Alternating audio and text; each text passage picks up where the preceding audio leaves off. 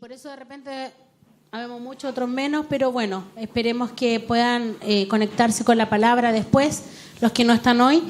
Y vamos a continuar con la serie de mensajes que hemos venido trayendo, y esta es la última parte, ¿verdad?, de las dimensiones de la honra. La semana pasada hablamos referente a la honra lo siguiente. Vamos a hacer un pequeño repaso y nos vamos a detener en un punto que me pareció, el Señor me habló, que me detuviera aquí y que creo que es clave a raíz de muchas preguntas que surgieron en medio de las primeras palabras. Una de las cosas importantes que hablamos la semana pasada fue que la paternidad del Eterno era una consigna y un proyecto. Y en un momento definí lo que era consigna, ¿verdad? La consigna son señales que indican cómo debe hacerse algo. Son indicaciones de fondo y forma. Eso es muy clave. Esto es muy clave y por eso el Señor me dijo, detente aquí un poco. ¿Por qué?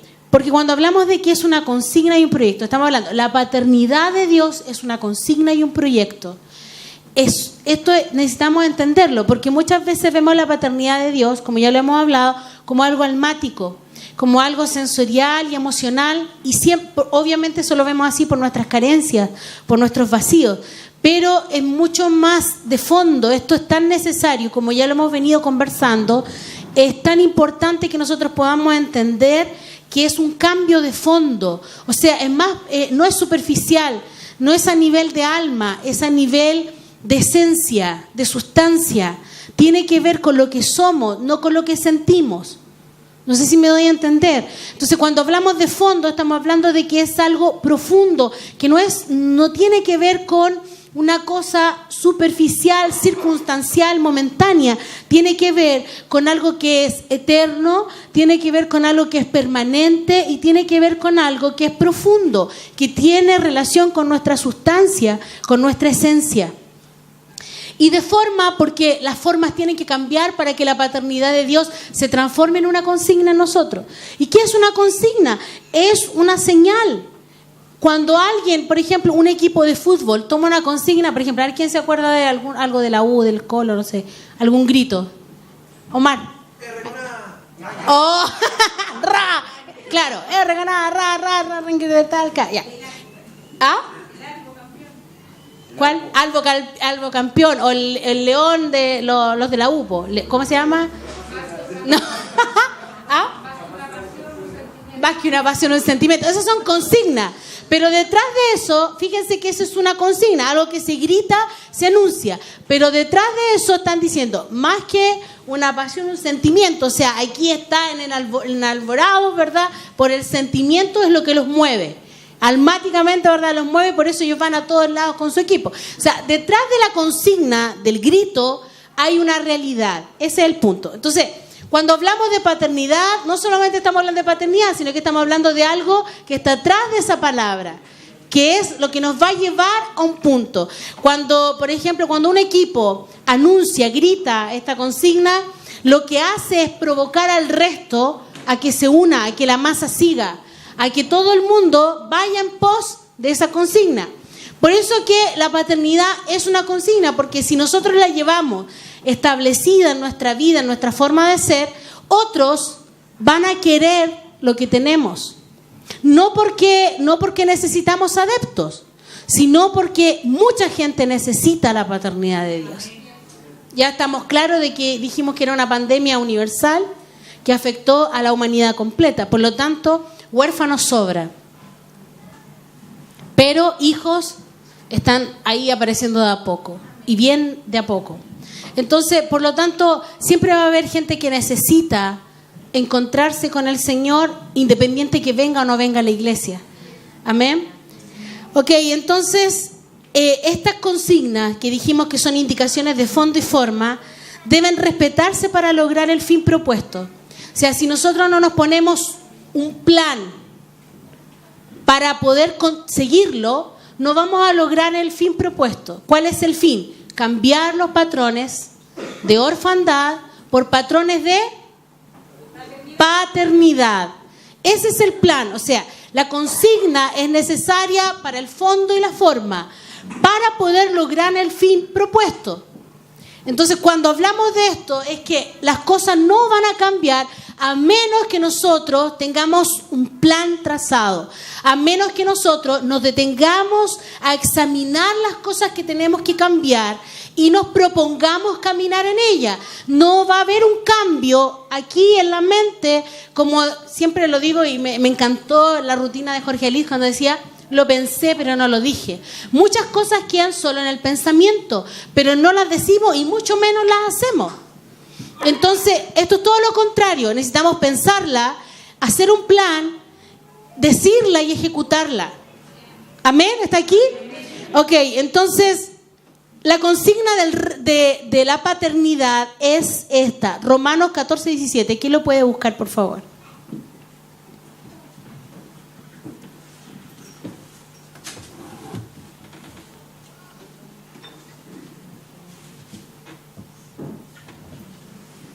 Romanos 14:17.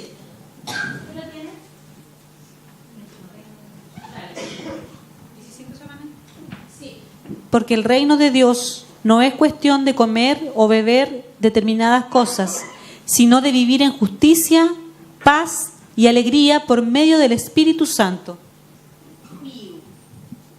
Porque el reino de Dios no es cuestión de comer o de beber. En otras versiones dice: porque el reino de los cielos no es comida ni bebida, sino justicia, gozo y paz. Acá decía: no es cuestión de comida ni bebida, sino... ¿Qué dice, Clau? Sino de vivir en justicia, paz y alegría, o gozo, que es lo mismo. ¿Ya? Entonces esto, y dice, ¿para qué? Por medio del Espíritu Santo. O sea, no lo vamos a lograr solos. Esto no, la consigna de la paternidad no es algo mental. No lo vamos a lograr, piensa positivo. Soy hija, soy recontra hija hasta el final, siempre hija. ¿Verdad? No lo vamos a conseguir solamente mentalizándonos de esto, sino necesitamos que el Espíritu del Señor nos lleve a vivir la realidad del reino. ¿Por qué necesitamos vivir el reino? Porque la paternidad de Dios se ejecuta en medio del reino. Se establece en medio de su reino. Se vive en medio del reino y no fuera de él. Entonces muchos dicen: no, yo soy hijo de Dios, pero están lejos del reino de Dios. No viven los principios, ni viven a Dios, ni viven en medio de su ambiente. Pero se consideran hijos. Pero eso es como... Esto es como decir, es pensar que yo soy hija de mi papá porque tengo su sangre. Pero es ridículo pensar que yo pertenezco a su casa, por ejemplo. Que yo soy parte de su vida, que yo soy parte de su casa, que yo conozco su olor, que yo sé cuál es la marca de su perfume, que yo sé cuánto calza, qué ropa le gusta, no tengo idea. Entonces, muchos que supuestamente son hijos, se sienten hijos, pero no tienen idea de nada de Dios, no saben lo que a Dios le gusta, no lo conocen en nada, no saben qué come, no saben cómo se ríe, no tienen idea, solamente tienen un formato lejano de qué es Dios y de lo que a su manera ellos consideran que es Dios o el Padre. Entonces esto es lo mismo, mucha gente cree que porque solamente un día levantaron la mano, se congregaron un par de tiempo, son hijos. No, amado, el Señor dejó establecido cómo es ser hijo. Y no tiene que ver con el culto, y no tiene que ver con una reunión, sino que tiene que ver con un estilo de vida. Y tiene que ver con que estamos insertos en el reino. En el reino de Dios se vive la paternidad, no fuera de Él. Entonces, esto es clave. Entonces, la consigna está ligada a esto. Sería como el grito del equipo de fútbol: el reino de los cielos no es comida ni bebida, sino justicia, gozo y paz. ¡Aleluya! A través del Espíritu Santo. Entonces, esto es nuestra consigna. Ahora, ¿qué es justicia, gozo y paz? Lo hemos mencionado caleta de veces, todos sabemos. Incluso cuando los que se colocan su talit, los varones que usan su talit, lo hemos dicho en algunas oportunidades, ¿verdad? Las franjas del talit simbolizan la justicia, el gozo y la paz del Señor. Esas franjas representan eso. Entonces, ¿y qué es justicia, gozo y paz. ¿Por qué 3 cosas podría haber puesto? Justicia, gozo, paz, amor, benignidad, un montón, podría haber sido una lista grande, ¿cierto? Porque el reino de los cielos es todo esto y mucho más, hasta el infinito y más allá. Podría haber dicho eso el Señor, pero ¿por qué nombró solo 3 puntos? ¿Por qué el reino de los cielos son solo 3 cosas? Es como extraño, ¿no? No sé si usted se ha hecho esa pregunta, pero yo me la hice por lo menos. Y dije, hoy podría haber sido una lista más larga, pero cuando me metí a investigar en profundidad qué es justicia, gozo, paz, entendí por qué todo se resume allí.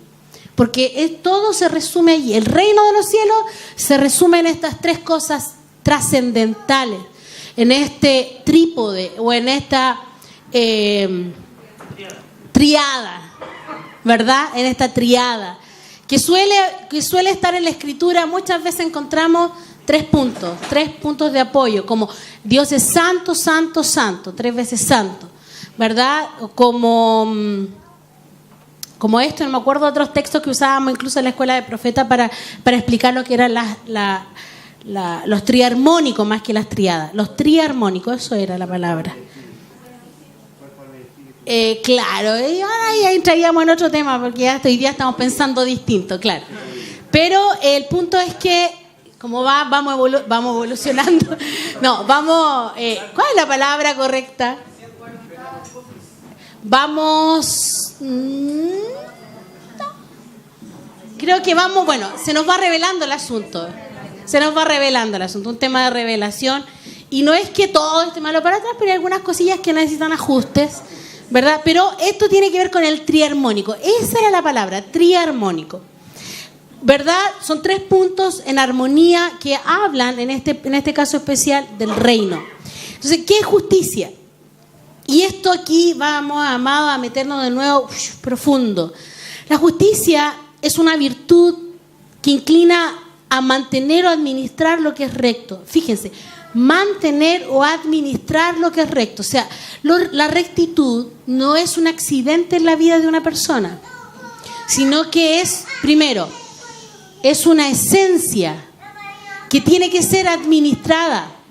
La rectitud es una sustancia que necesita ser administrada. Si no se administra correctamente, lo más probable es que deje de estar en la vida de una persona.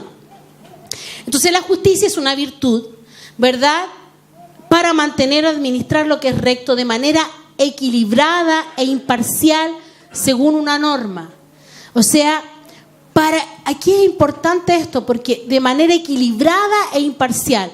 Muchas veces nosotros somos parciales, somos poco objetivos a la hora de mirar algo.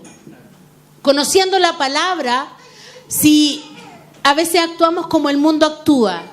Esto está mal, pero como tú eres mi hermano, te la dejo pasar.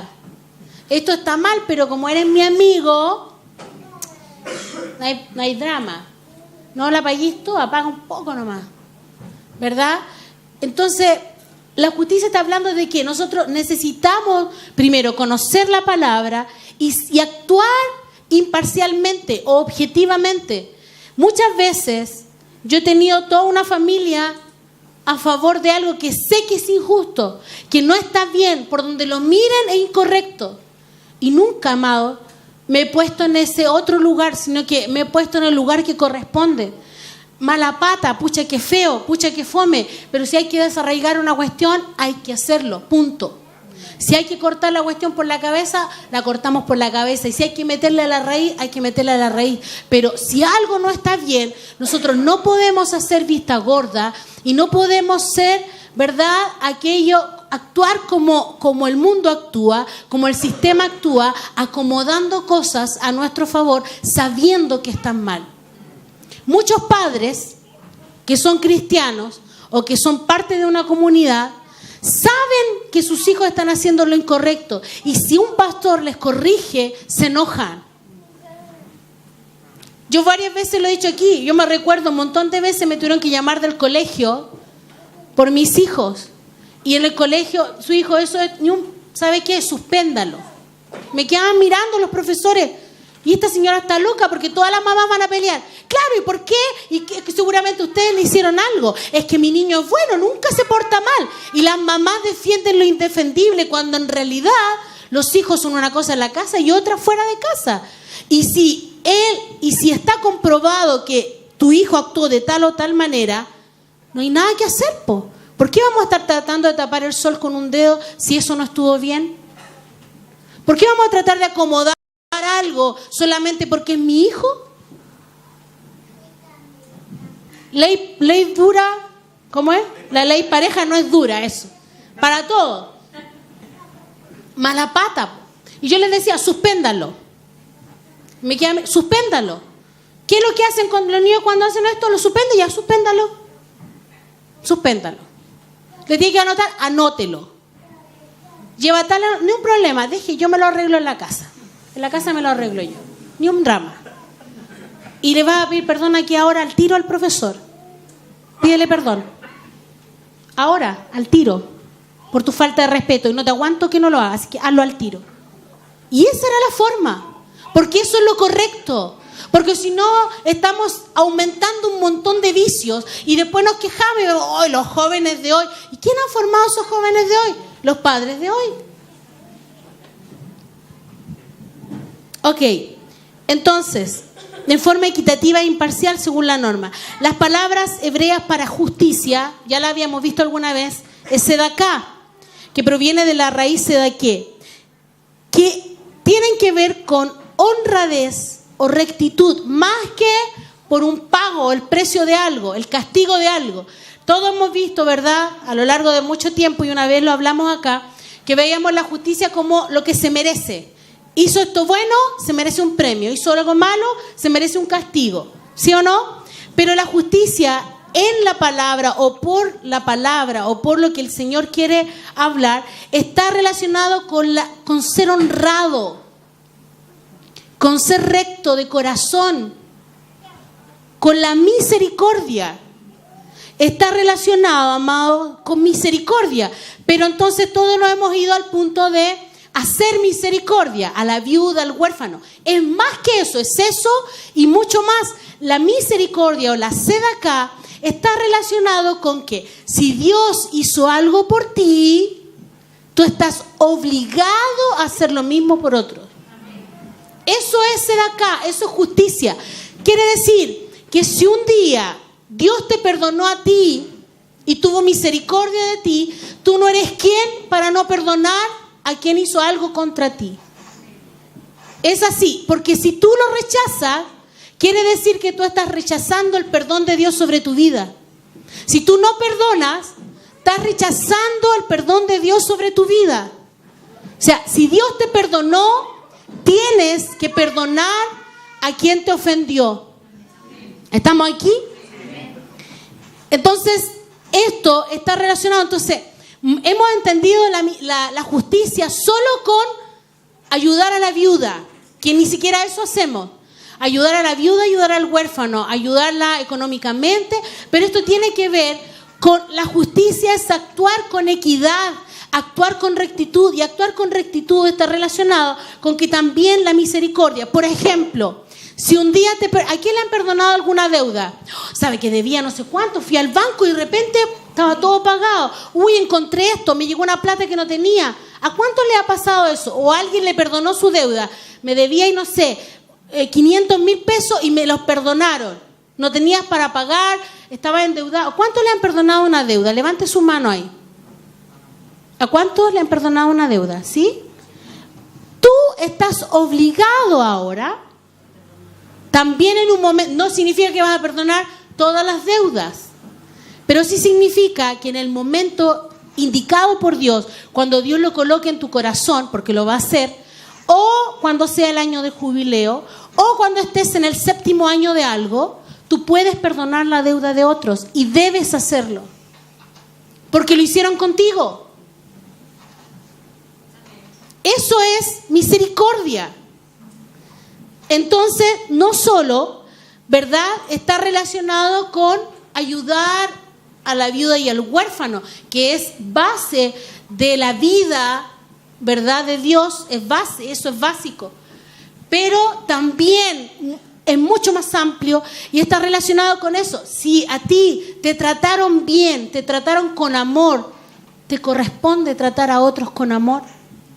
Si un día a ti te recibieron bien, te respetaron, te aceptaron, tú estás obligado a respetar, amar y aceptar a otros. Eso es misericordia. Entonces, ¿por qué la palabra dice, al que más se le perdona, más ama? Porque al que más se le perdona, entiende la misericordia. Esto fue pura misericordia de Dios y no fue otra cosa. Sabe reconocer que no se lo merecía. Pero el punto es que algunos, ¿se acuerdan que hablábamos la semana pasada? Que el huérfano cree que todo es obligación. Todo es obligación. Es obligación de Dios salvarte, es obligación de Dios sanarte, es obligación de Dios, ¿verdad?, levantarte, es obligación de Dios restaurarte, darte la ropa, es obligación, cuando no lo es. Es un acto de amor.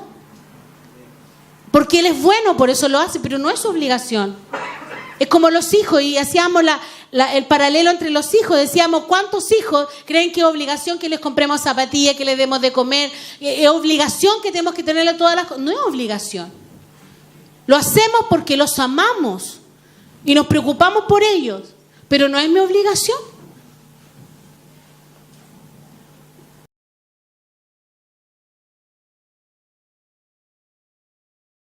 Que es obligación. Que Dios está obligado a hacer todas esas cosas por nosotros. Ok.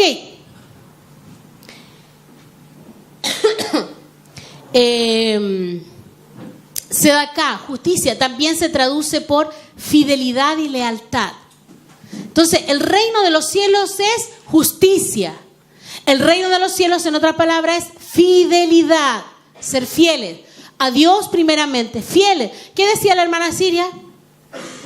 Todos los días, no hago nada si primero doblo mis rodillas y oro al Señor y lo considero en mi vida diaria, fidelidad.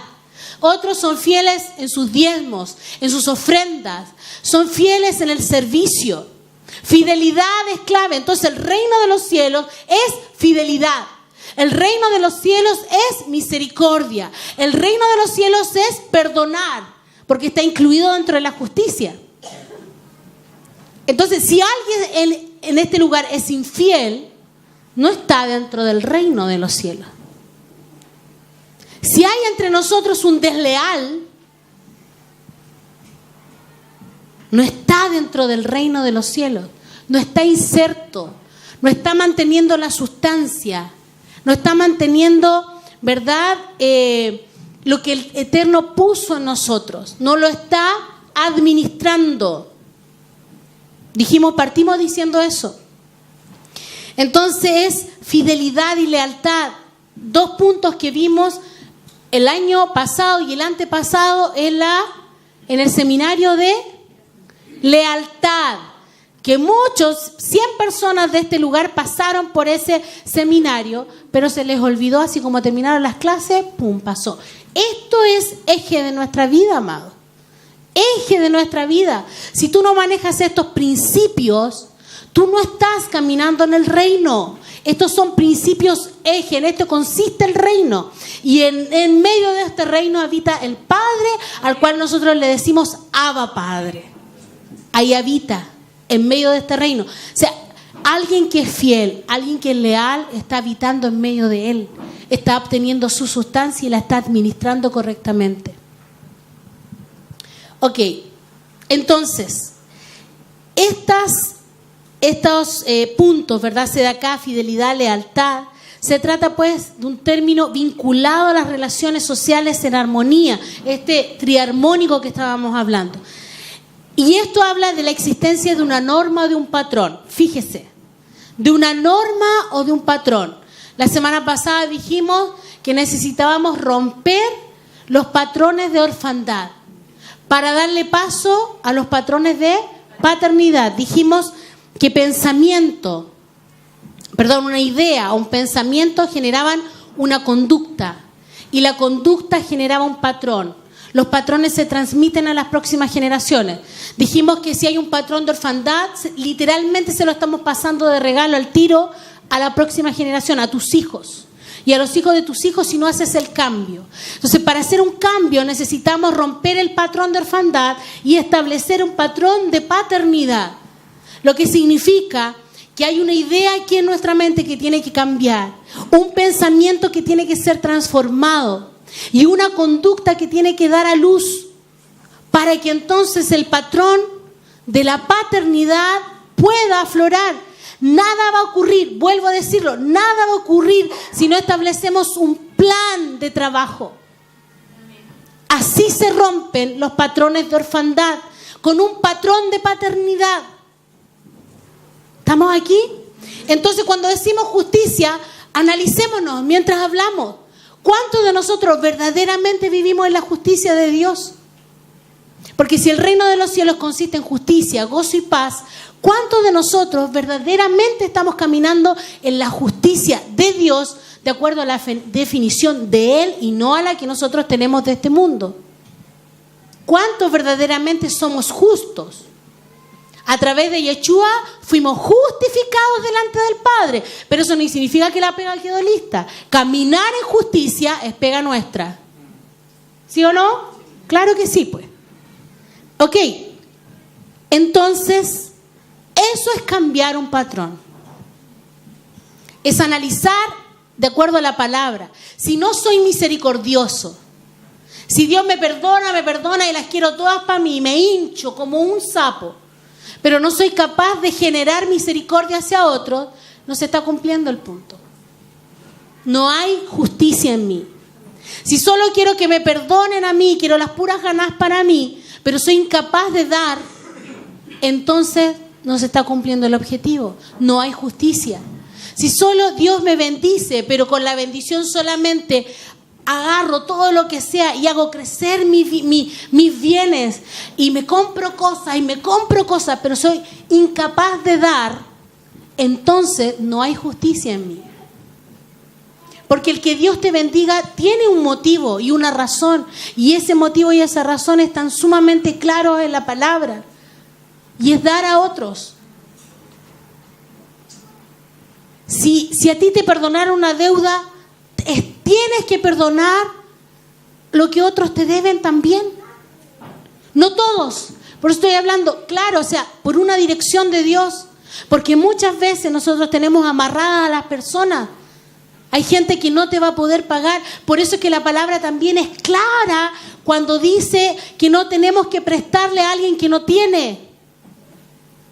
¿Por qué? Porque lo vamos a amarrar a una deuda, lo vamos a hacer, ¿verdad?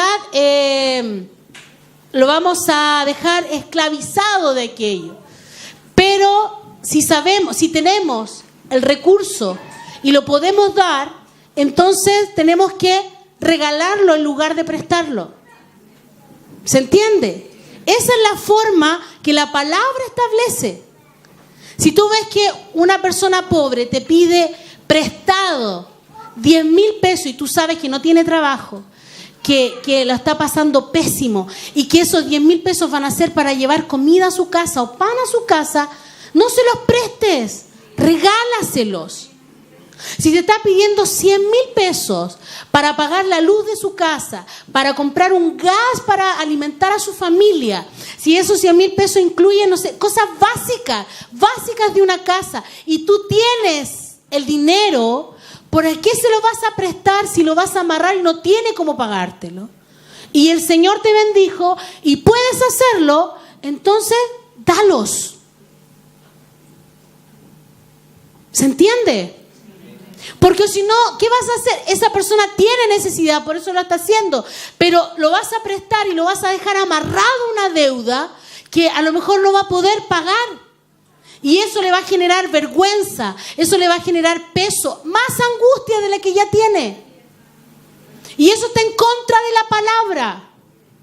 Eso no es ser justo. Entonces, eso es la forma, los detalles. Por eso son 3 puntos nomás. 3 puntos, pero por Dios que allí está concentrado todo.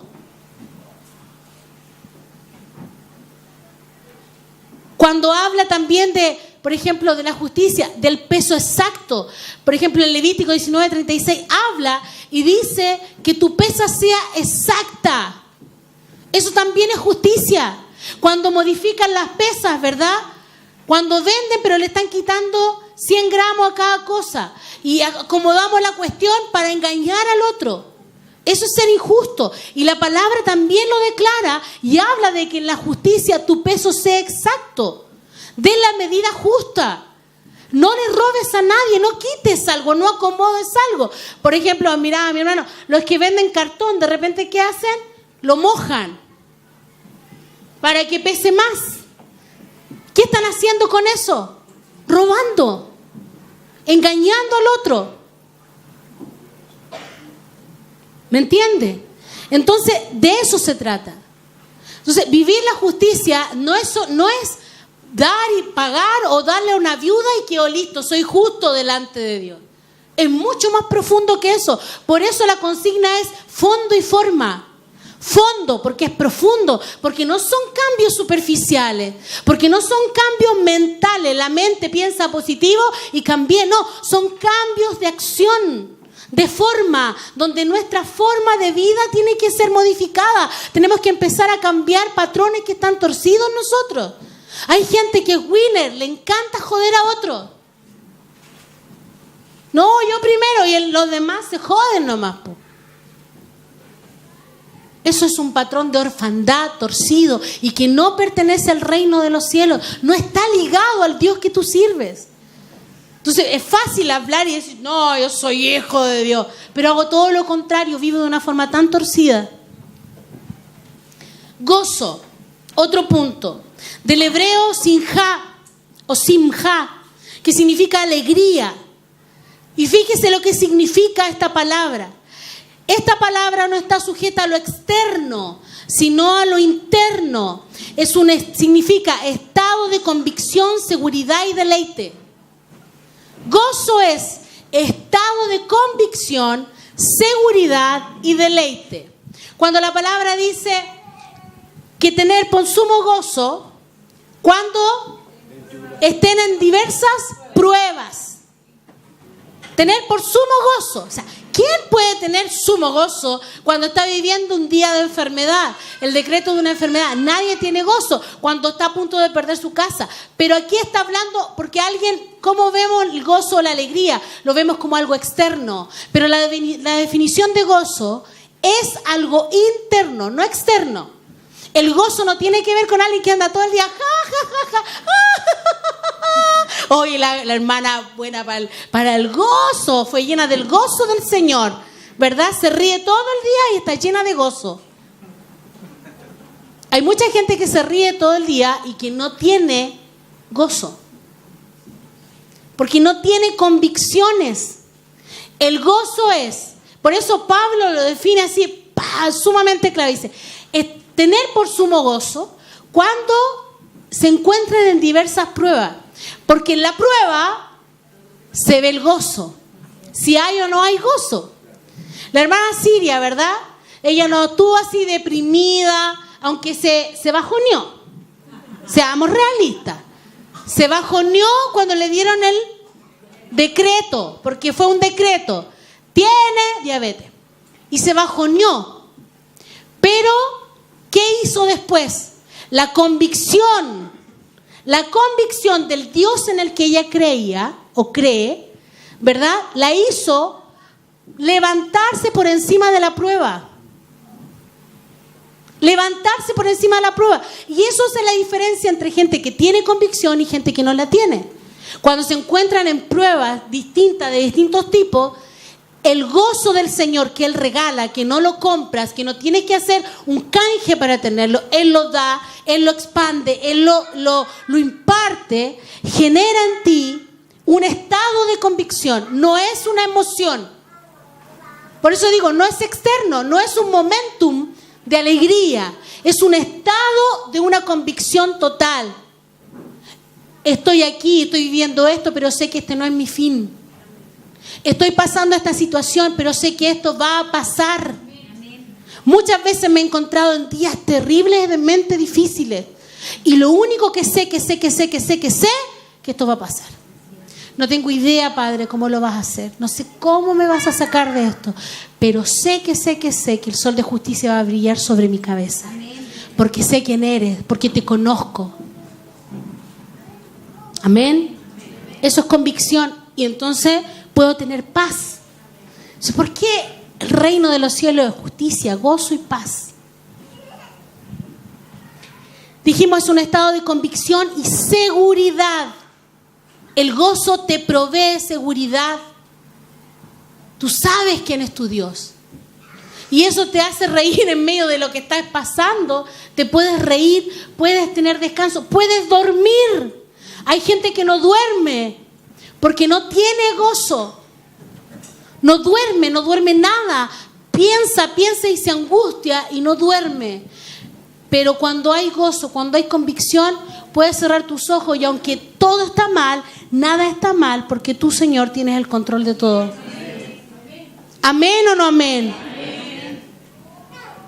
Pero eso que sea real en tu vida, en mi vida. Porque esa es la idea. No es decir amén por amén, sino al decir amén, tómate de eso. Y entendamos que el gozo del Señor no es unas risotadas por aquí, rodar en el suelo, temblar un rato y reírme mucho.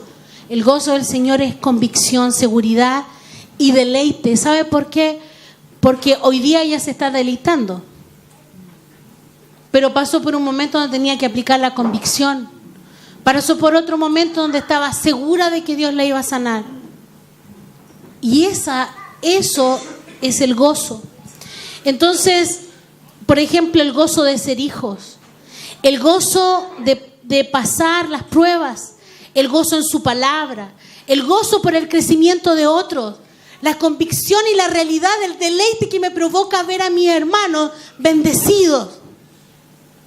Que pudieron salir de sus deudas, que pudieron comprarse un autito, que pudieron salvar su casa, que encontraron trabajo, de ver que, no sé, que pudieron conseguir algo, tiene que darte gozo.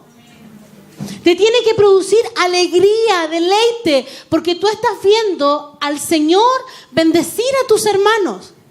Pero cuando hay envidia, quiere decir que estamos parados en otro reino, pero no en el reino de los cielos. Y lo decíamos hace una semana atrás, la envidia viene, en cada momento viene, está a la puerta, pero de nosotros depende si la dejamos actuar y dejamos que envuelva nuestro corazón o no. El gozo por la herencia del Señor. Entonces, amado, por eso que el gozo del Señor es nuestra fortaleza. Porque si esa es la realidad del gozo, claro que eres firme. Vives fuerte, fortalecido, a pesar de todas las cosas, a pesar de que vives muchas cosas difíciles, porque el Señor no dijo otra cosa, dijo: en el mundo tendréis aflicción, pero tranquilos, yo vencí al mundo. Amén. Yo vencí al mundo. Por eso el gozo del Señor es tu fortaleza, porque sabíamos que en el mundo íbamos a tener aflicción y para eso estaba el gozo de Dios que está en este reino, en esta casa que habita tu Padre, en medio de su esencia y su sustancia. Él da y regala ese gozo. Ok, paz, justicia, gozo, paz. La raíz de esta palabra la conocemos todos, shalom, ¿verdad?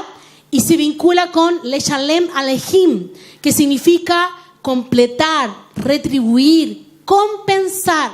Fíjense, para nosotros paz es un estado, de nuevo un estado anímico. ¿Qué ha hecho el sistema de este mundo? Solo mantenernos en las cosas externas y superficiales. ¿Y a dónde nos está metiendo el Señor? A las cosas profundas y de cambios. Profundas, internas, de fondo. Entonces tiene que ver con completar, retribuir, compensar. La raíz semítica de shalom significa estar lleno, sentirse completo, abarcado en plenitud. Entonces, paz es cuando tú estás pleno. ¿Alguien ha sentido alguna vez una sensación, por último, porque realmente vivir en plenitud ha sido complejo o difícil?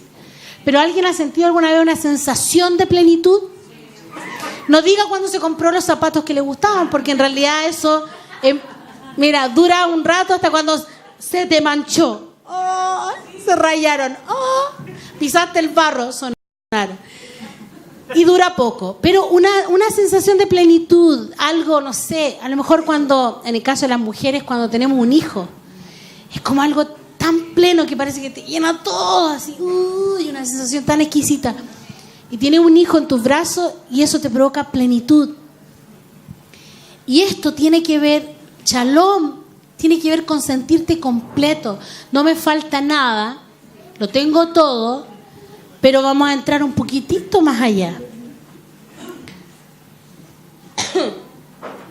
Fíjense, y esto está relacionado, Shalom, ¿verdad?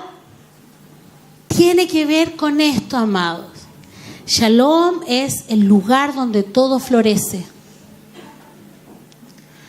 La raíz de Shalom tiene que ver con el lugar donde todo florece. O sea, paz está vinculado con no tengo necesidad de nada. O sea, ¿qué significa eso? De nuevo son convicciones.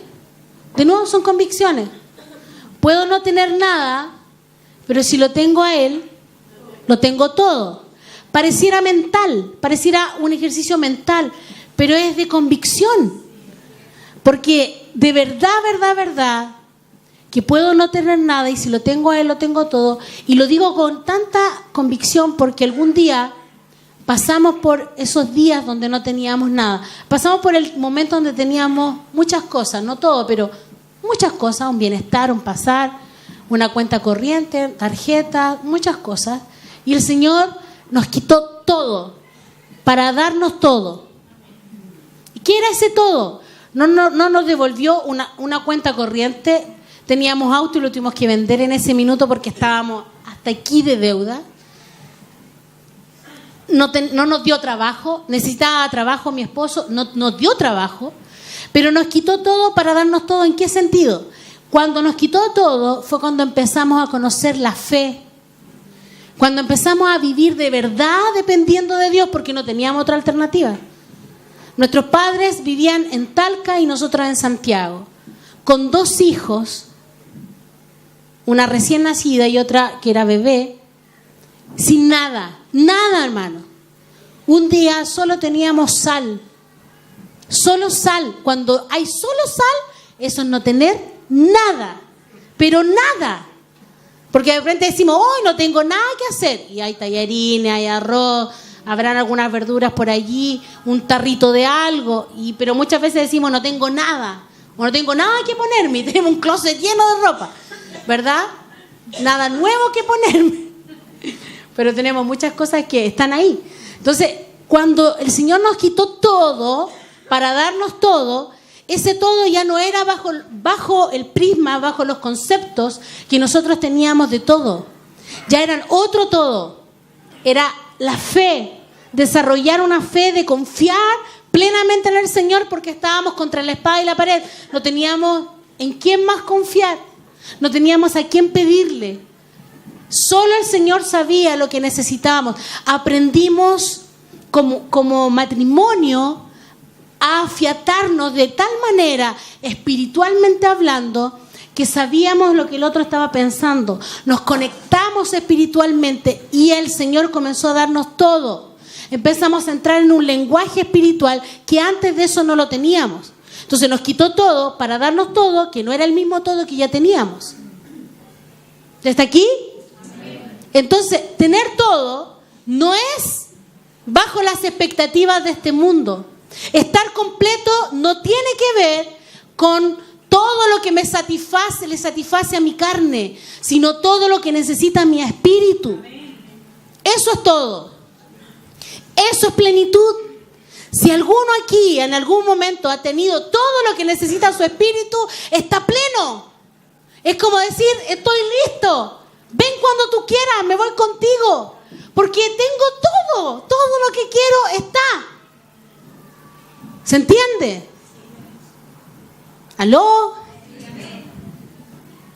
Entonces es el lugar donde todo florece. Si hay paz en el hogar, Si hay shalom, va a florecer tu hogar. Pero si no hay paz, nada va a ocurrir en tu hogar. Si hay paz en el matrimonio, tu matrimonio va a florecer.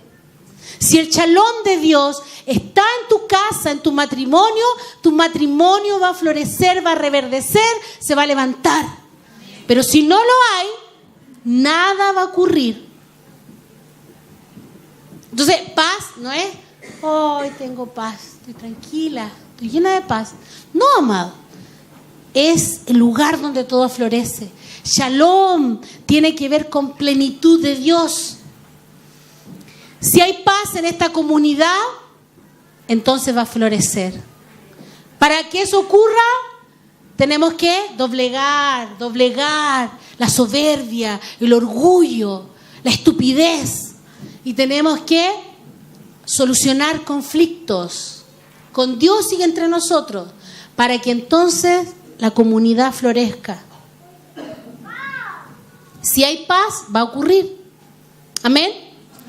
Ok, entonces esta palabra, shalom, se usaba como saludo.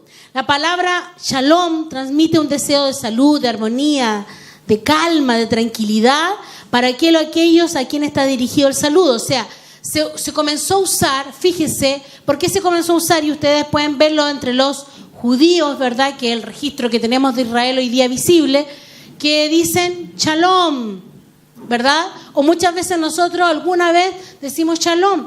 Pero cuando ellos decían shalom, estaban soltando muchas cosas en ese saludo. Porque saben lo que significa shalom. Por ejemplo, shalom no es solo un sentimiento o una situación existencial. Es la experiencia de una vida recreada. ¿Cuántos se recuerdan del mensaje del apóstol Héctor cuando habló del recreo de Dios? ¿Estaban ustedes o no? ¿Cuántos fueron? Eso fue en comando. Sí. ¿Cuántos fueron a comando? A los jóvenes y adultos, algunos que fueron. ¿Sí? ¿Cuántos se acuerdan de la palabra del recreo de Dios? Recrear. De recrearse. Uy, qué mala memoria. El recreo de Dios hablaba de que tenemos la capacidad de crear constantemente. Y el recreo de Dios, por eso es que hay lugares que provocan como un recreo. Hay casas donde usted llega y se siente tan genial que dan ganas de ir. Y hay otras casas donde está 5 minutos y se quiere ir. Porque no provocan lo mismo. El recreo de Dios es, ¿verdad?, un lugar, un ambiente, algo que te hace, te activa la creatividad, activa la sensación de Dios que tú tienes en ti y te alegra, te genera felicidad. ¿Está aquí? Entonces, shalom es la experiencia de una vida recreada, llena de sentido. Cuando yo le digo shalom a alguien, yo lo estoy recreando, estoy impartiendo. No solamente lo estoy saludando como decir, hola, hi. Me acuerdo cuando andábamos en el verano, fuimos a un lugar que se llama el Keulat, que era un ventisquero, ¿ya? Y a nosotros se nos ocurrió la brillante idea de ir a ver el ventisquero. Entonces, alguien nos dijo, son 2 horas caminando. 2 horas. ¿Pueden hacerlo en bote o lo pueden hacer caminando? No, 2 horas no son nada. Súper allá. Entonces dije, no, 2 horas no son nada, vamos y volvemos. Nosotros como familia vamos caminando, sí. Todos nosotros, sí, vamos caminando. Ya, pues nosotros, ¿qué imaginé yo? Un sendero plano de 2 horas, pan comido. 2 horas para allá, 2 horas para acá, viendo la naturaleza, viendo el ventisquero. Maravilloso. Pero resulta que esas 2 horas eran en subida, eran 3.000 y tantos metros de altura, y fue horrible, hermano, fue horrible. Entonces íbamos ahí subiendo roca. Y cuando íbamos ahí, a nosotros nomás se nos ocurrió esta cuestión, porque no fuimos en el bote, decía. Ya, y nosotros subiendo ahí las rocas, no teníamos idea cómo era el camino. Y íbamos, entonces, eran tantos turistas, pero tantos turistas, tanto, una cuestión súper así. Había tacos. ¿Quién vio la foto? Esa es la imagen del Everest con tacos, que estaban todos esperando para sacarse la foto de la cima. ¿Vieron eso, no?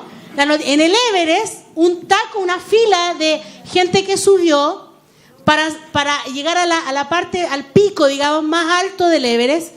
Pero era la última montaña, es todo así, y después sube un poquitito, y la punta es donde todos hacen el registro de que llegaron al Everest.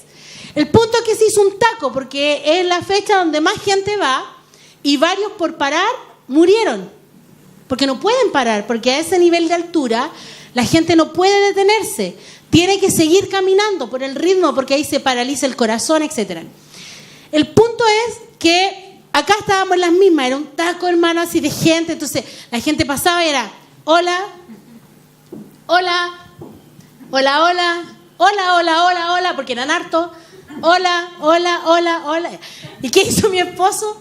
Vino, pescó el celular y grabó, hola, hola, hola. Entonces venía gente y ponía la grabación, hola, hola, hola.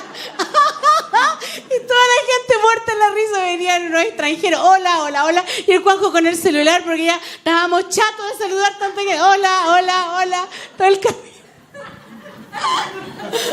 Y entonces el celular y todos muertos en la risa. Bueno, y en nuestra odisea llegamos allá. Entonces, Shalom no es hola, hola, hola, que no dice nada en realidad, ¿verdad? Es como levantarle la mano a alguien y no decirle nada. Pero Shalom no es lo mismo. Cuando yo saludo y digo eso, y los judíos, ¿verdad?, que lo hacen, que lo mantienen como algo tangible, están transmitiendo muchas cosas. Te están diciendo, Dios es mi recreo, Él es mi fuerza, Él es mi todo, en Él encuentro paz, en Él encuentro estabilidad, plenitud, un montón de cosas. Shalom es vivir entero en la vida, o sea, estar entero en sí mismo, poner todo en todo lo que es y lo que se hace. Shalom significa habitar cada rincón de mi propia vida y de la propia historia. Shalom es la paz de los que dan lo mejor de sí mismo y no tienen vergüenza de equivocarse. Shalom es una experiencia, es una sensación de todas las dimensiones de nuestra personalidad caminando en una sola persona. No estar dividido, estar completo.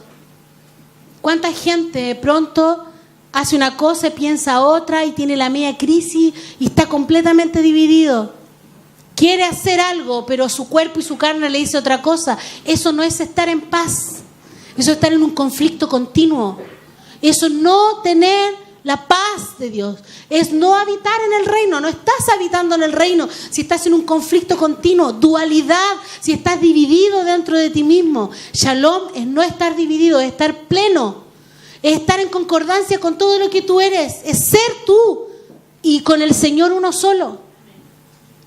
Entonces cuando alguien le dice shalom, cuando yo digo shalom a todos, no estoy solamente diciendo hola, hola, hola, ¿verdad? Estoy transmitiendo, estoy diciendo, no hay conflicto, no tengo conflicto interno, mi Dios es todo lo que necesito, hay plenitud, me siento entera, me siento completa en Él, no hay nada que me falte. Amén. Amén. Entonces estamos entrando en una esfera, en un punto donde necesitamos profundidad. Y el Señor nos está llevando sin duda a esa profundidad. Entonces el pueblo de Dios aprendió a través de los siglos, ¿verdad?, a soltar en este momento, a saludarse a los individuos. Al hacerlo ellos son conscientes de que sueltan sobre su prójimo todas las virtudes que en esta palabra se esconden. Y a la vez aseguran que el espíritu profético en ella contenida se active sobre el tiempo y alcance a sus generaciones futuras. Cuando digo shalom, estoy soltando virtudes. Estoy diciendo que el recreo del Señor venga hacia ti, que seas completo, que te sientas pleno en Él, que seas íntegro, que todas tus áreas estén completas en Él, que no estés dividido. Estoy soltando muchas cosas, pero también estoy diciendo esto para que traspase a tus generaciones futuras. Eso es lo que ellos hacen y eso es lo que necesitamos hacer. No solamente decirlo, pero a lo mejor vamos a partir diciéndolo, pero necesitamos entrar en la profundidad de aquello. Amén. Entonces, puede ser un proyecto todo lo que encierra el reino de Dios, justicia, gozo y paz. ¿Un proyecto puede ser un proyecto o no? Claro que sí, porque vivirlo no es de un día para otro, no es fácil. Nadie te está diciendo hoy, ¿verdad?, que al salir de aquí plenamente vamos a estar sumergidos en el reino de Dios. sino que necesitamos elaborar un plan de cambio de patrón. Gracias. De un cambio de un patrón. Entonces, ¿es almático el cambio de patrón? Soltar la orfandad no es almático, es acción, es hacer. Y el proyecto, dijimos en el texto, el reino de los cielos, justicia, gozo y paz. Y el espíritu, ¿cómo era el texto? ¿Tú lo tienes abierto ahí, Clau? Me gustó esa versión. Porque el reino de Dios no es cuestión de comer o beber determinadas cosas, sino de vivir en justicia, paz y alegría por medio del Espíritu Santo. Por medio del Espíritu Santo. Entonces, ¿dónde está el proyecto en que el Espíritu Santo te restaure a fin de que tu conducta siga estando determinada por los patrones de paternidad? Por eso dije, el Espíritu Santo es clave para que tu vida se rija por los patrones de paternidad y no por los de orfandad. Entonces aquí es donde el Espíritu de Dios nos puede ayudar. El Espíritu de Dios te puede ayudar. El Espíritu de Dios, el Espíritu que te dio para que tú clames a Abba Padre. Porque dice, no nos dio un espíritu de orfandad, nos dio un espíritu, ¿verdad? De, ¿cómo era la palabra? De adopción, gracias. De adopción, para que nosotros le podamos decir papá. Y ese espíritu lo que quiere hacer es mantenerte en la realidad de vivir en la paternidad de Dios. Amén. Ok. Con eso quiero cerrar lo de la semana pasada. Quería ampliarlo un poquito, porque al ampliarlo podemos entender lo que estamos diciendo. Yo hablaba de consigna, proyecto, y lo más probable es que mucha gente haya quedado pegada en el techo y no haya entendido qué era lo que quería decir. ¿Cómo se cambian los patrones de orfandad? Porque nos hacemos esa pregunta, o yo nomás me las hago.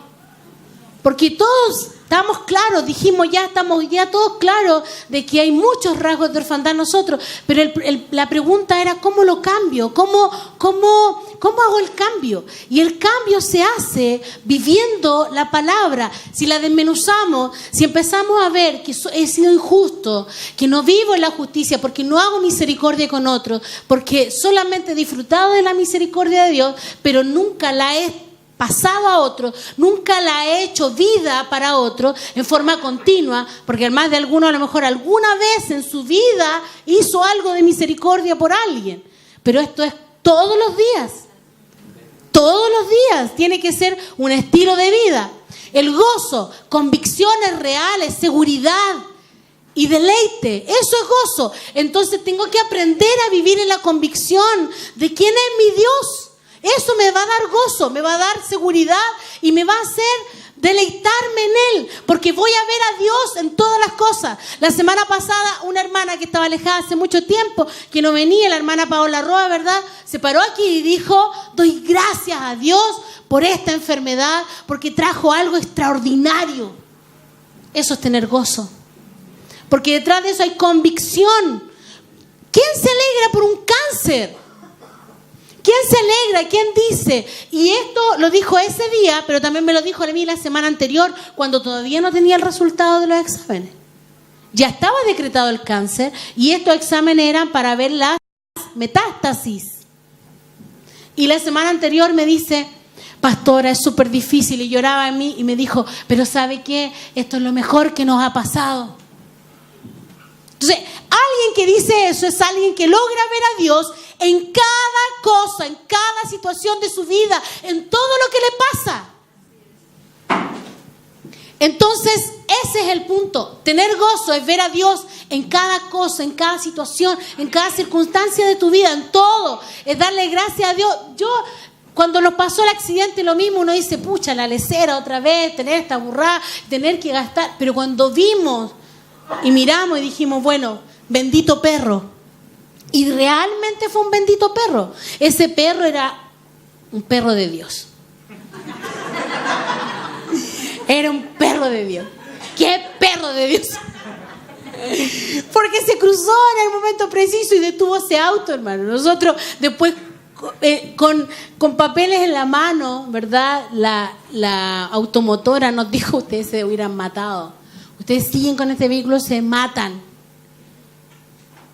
Entonces, Cuando uno tiene una cosa así, entonces uno ve y dice, chuta, la cuestión, el auto, y toda la incomodidad que nos generó, pero el Señor nos preservó la vida. Entonces, bendito el Señor, porque en ese minuto el Señor sí estaba, sí era parte de todo. Y lo malo, la prueba, la circunstancia se transformó en algo tremendamente positivo. Amén. Ok. Dijimos también la semana pasada, ¿verdad?, que los mandamientos se dividían en 2, 5 y 5, ¿verdad? 5 que se relacionaban directamente con Dios y 5 que se relacionaban con el prójimo. ¿Y dónde estaba el mandamiento de honrar a los padres?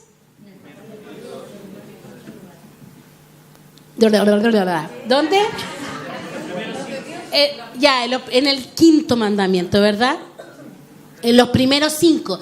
¿Y por qué podría haber sido, dijimos, ¿verdad?, que podría haber sido puesto en los otros 5, en los que estaban en relación al prójimo? Pero ¿por qué el Señor lo puso dentro de los 5 primeros, donde está la relación con Dios? ¿Por qué lo dijimos? Bien fuerte. Porque relacionarse con los padres es una semejanza o un modelo para relacionarse con nuestro padre. Exacto. Porque el relacionarse con los padres, ¿verdad?, es el entrenamiento para relacionarnos con Dios. Entonces, en el primer punto de estos 5, es porque desde la infancia, la forma en que los padres se relacionan con los hijos, forma la conciencia del niño, ¿verdad?, un paradigma de cómo Dios se relaciona con nosotros. Se establece un patrón. Entonces, por eso es que es tan importante lo que pasa en casa. Lo que pasa en casa es clave para lo que pasará en la adultez. Si queremos tener un adulto, un hombre o una mujer, si tú estás viendo a tu hijo, no toda la vida va a ser niño. No toda la vida va a ser un niño dependiente de ti. Algún día ese niño va a ser un hombre que se va a casar, que va a ser papá, que va a ser esposo, que va a tener que sustentar una familia, y todo lo que pasa en la casa, ¿verdad?, va a ser clave para la conciencia de ese niño, para el paradigma que él va a tener con Dios, para saber quién es Dios, porque los padres están puestos en el lugar del modelamiento de Dios. La casa, el hogar, es el entrenamiento del reino. Lo que pasa en casa es lo mismo que va a pasar contigo en el reino. Ahora, ¿por qué tenemos todas estas deficiencias nosotros? Porque nuestra casa no fue eso. Por eso nos cuesta. Por eso no vivimos la misericordia, por eso no tenemos gozo, por eso nos falta paz. Porque en nuestras casas, nuestros padres no hicieron bien su pega. Pero hoy es otro cuento, otra historia estamos contando hoy día. Hoy estamos en otra etapa donde Dios se vino a revelar a nuestras vidas para cambiar esa realidad. Para que entonces los cambios que hagamos hoy puedan, ¿verdad?, marcar la pauta para las próximas generaciones. Amén. Ok, entonces, por eso es importante. Entonces, ¿por qué Dios dejó dentro de los 5, ¿verdad?, que tienen relación con la honra del padre y la madre? Porque el hogar y la iglesia son un entrenamiento, o la comunidad, son un entrenamiento dentro del lapsus de vida que tenemos en medio de la eternidad. Dijimos que somos eternos. Partimos en la eternidad y terminamos en la eternidad. Y esta vida es un lapsus de tiempo. 80 años son como un suspiro en una eternidad más. Son nada. Es como en un reloj de 12 horas. Es casi menos... nada, ni un medio segundo. Nada. Eso es la vida aquí. Tenemos 80 años que para nosotros son caleta, pero no son nada. 80 años se van súper rápido. ¿Cuántos aquí tienen 70 años? ¿80? ¿70? ¿Alguien habrá aquí? Hermana Silvia, mi suegro y mi suegra también. ¿Todavía no? Mentira. ¿Verdad? Quería pasar piola ahí ella. ¿Verdad? 70. ¿Cuánto? ¿Se dio cuenta usted cómo pasaron los 70 años? Ni cuenta se dio, pues. Trabajando todos los días ahí, ¿verdad? 45 años trabajando en el mismo lugar, pasaron como un suspiro. Y 70 años más, y 80 van a pasar como un suspiro en la vida más. Eso es la vida, pero es un lapsus. Y este lapsus es como cuando un niño está en un hogar. La vida es como una casa, es como habitar una casa. La vida es esta sucá temporal que habitamos por un lapsus de tiempo donde estamos siendo entrenados para lo que viene. Amén. Por eso entonces dijimos la semana pasada que no honrábamos, ¿verdad? También hablamos de este punto. Dijimos, no honramos porque no valoramos nada de lo que nuestros padres hacen por nosotros. Los jóvenes son así, los niños creen que todo es una obligación, pero nosotros los adultos también somos así. No hay gratitud, ¿verdad? Esa fue nuestra conclusión de la semana pasada, que no hay gratitud, que nos falta honrar porque no valoramos nada. Por eso no honramos. Ok, ahora vamos a entrar de lleno en lo que es la honra, la última parte, ¿verdad? Levíticos 19. Chuta, se me perdió el verso. Pero dice, delante de las canas te levantarás y honrarás el rostro del anciano y de tu Dios tendrás temor. Firma ahí, yo el Señor. Levítico 19. Delante de las canas te levantarás. ¿Quién? Cuando llega una persona adulta, se pone de pie. Antes en los colegios, cuando llegaba la profesora, ¿qué pasaba? Todos nos poníamos de pie. Nosotros lo relacionamos con lo militar, ¿verdad? Porque teníamos un gobierno militar, entonces todo era como militarizado. Y todas las personas se ponían de pie cuando entraba la profesora. Pero Levítico 19 nos habla y dice... 32, gracias. 19:32. Vamos a ponerlo aquí al tiro nomás. Delante de las canas te levantarás y honrarás el rostro del anciano. Honrarás el rostro. Jóvenes, a ver qué dice esa versión. Ponte de pie en la presencia de los ancianos y muestra respeto por las personas de edad. Teme a tu Dios, yo soy el Señor. O sea, este punto, miren, el Señor lo pone junto con los ancianos. Bendito el Señor, que hoy día las personas de 70 no se ven como ancianos, ¿verdad? Mi suegro no es un anciano. Pero, porque hoy día la vida, ¿verdad?, está siendo más longeva. Nos estamos extendiendo un poco más. Entonces, 70, antes una persona de 70 era bien viejita, pero hoy día los de 80, los de 90 andan paraditos, ¿verdad? Pero dice, ponte de pie delante de los ancianos o delante de las canas te levantarás. Sobre todo jóvenes. Hoy que ya esto no se ve, ponte de pie y honrarás el rostro del anciano. Ya dijimos que honrar era peso de gloria. La palabra honra es peso de gloria, es traer gloria a quien estoy honrando. ¿Ya? Entonces dice, y de tu Dios tendrás temor. Firma ahí, yo el Señor. Entonces, honra es peso y se refiere a las personas que voy a honrar, que tienen peso e importancia en tu vida. Aparece en la frase, ¿verdad? Honrarás a tu padre y a tu madre, dentro de las más conocidas.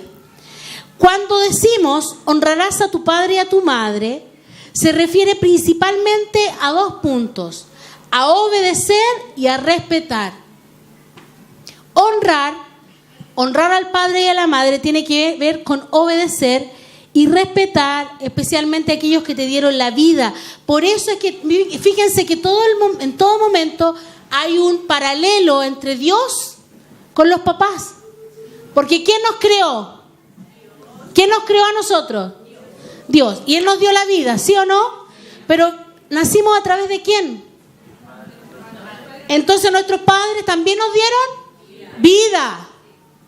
Y a través de sus semillas fuimos creados. ¿Se da cuenta, no? Que hay un paralelo entre Dios y los padres. Heavy, tremendo. Ok. Entonces, en la Torá hay dos mandamientos que regulan la relación de los padres con los hijos. Y esto es extraordinario, porque yo siempre había visto el mismo texto, pero nunca había puesto atención en un detalle súper importante. Todos conocemos, ¿verdad?, el mandamiento de honrar al padre y la madre. ¿Cierto? Honrarás a tu padre y a tu madre. Quinto mandamiento.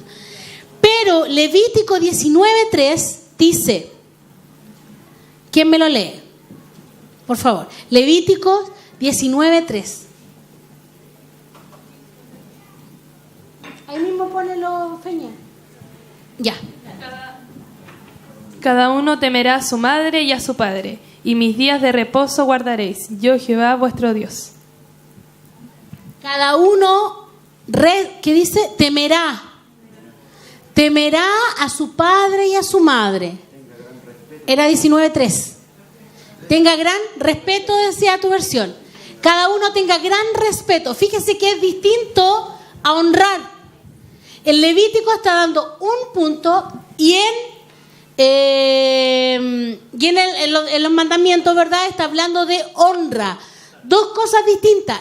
Parece igual, pero no es lo mismo. Se ocupa aquí una raíz diferente. ¿Ya? Se ocupa una palabra que se llama tiú, que significa temor. Y en la honra se ocupa la palabra kabot, que significa peso de gloria. Entonces son dos cosas distintas. ¿Ya? Estos dos mandamientos son diferentes, pero se complementan entre sí. Miren, vamos a partir por el de Levítico 19:3, ¿ya? Que es respetar a los padres. La traducción aquí es tirou, que significa temer o tener temor. Ahora, este temor, fíjense de nuevo el paralelo entre Dios y los padres. ¿Están aquí? ¿A quién le tenemos temor? ¿Qué dice la palabra? Que el temor de Dios, el principio de la sabiduría, el temor de Dios. Pero acá la palabra dice es, teme a tus padres. Respeta también a tus padres, que significa exactamente lo mismo. Temor o respeto es lo mismo. Entonces, ¿por qué Dios está diciendo, teme a tus padres? ¿Le está diciendo, tenles miedo?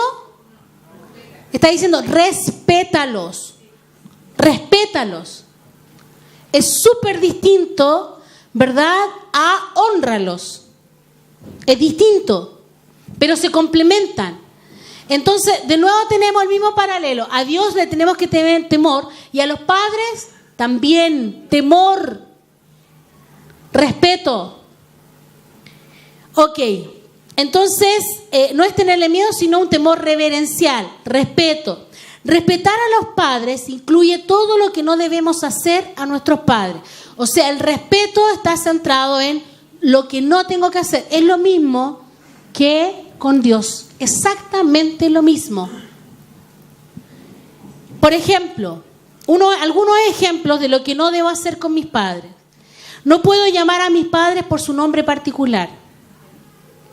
Algunos le dicen, no sé, Claudia. Oye, Claudia. O los hijos y mamás se matan de la risa cuando el niñito le dice, oye, Mauri. ¿Verdad? Oye, Daniel. Oye, Paola. Eso es una falta de respeto o una falta de temor, llamar al padre o a la madre por su nombre. O sea, no puedo llamar a mis padres por su nombre particular. Otro punto, no puedo contradecir o desobedecer a mis padres. Tener temor es que no los contradiga. Fíjense, aquí hay un punto súper importante.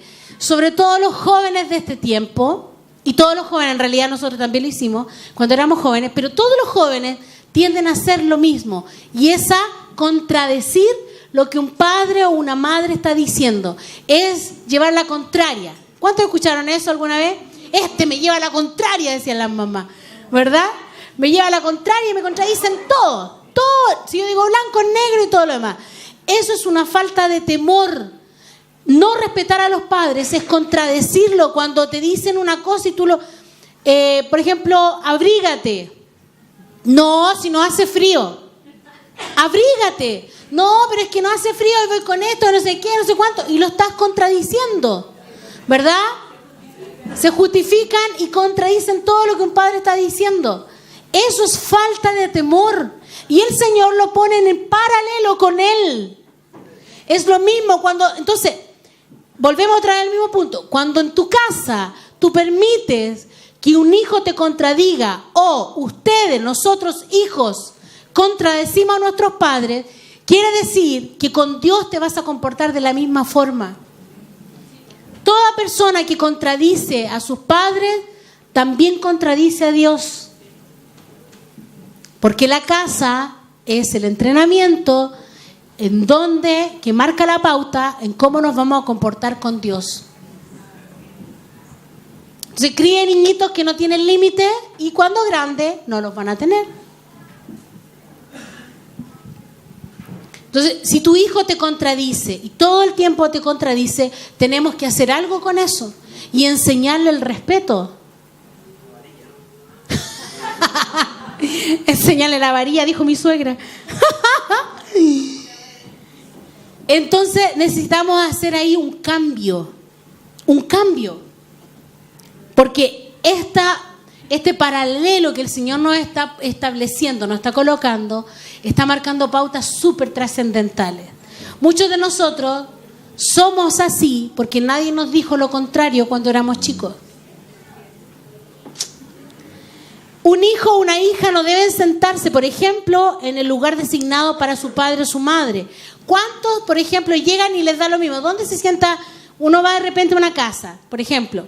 Otra cosa que dice la palabra, que nunca llegues y te sientes en cualquier lugar, sino que espera que el dueño de la casa te ubique. No vaya a hacer cosa que después te saquen y seas puesto en el último lugar, ¿verdad? Y eso es típico. La falta de educación que hace. La gente llega y pesca una silla y se sienta. ¿Y si ese lugar era del dueño de casa? ¿Y si ese lugar era el reservado del padre o de la madre? No se puede ocupar.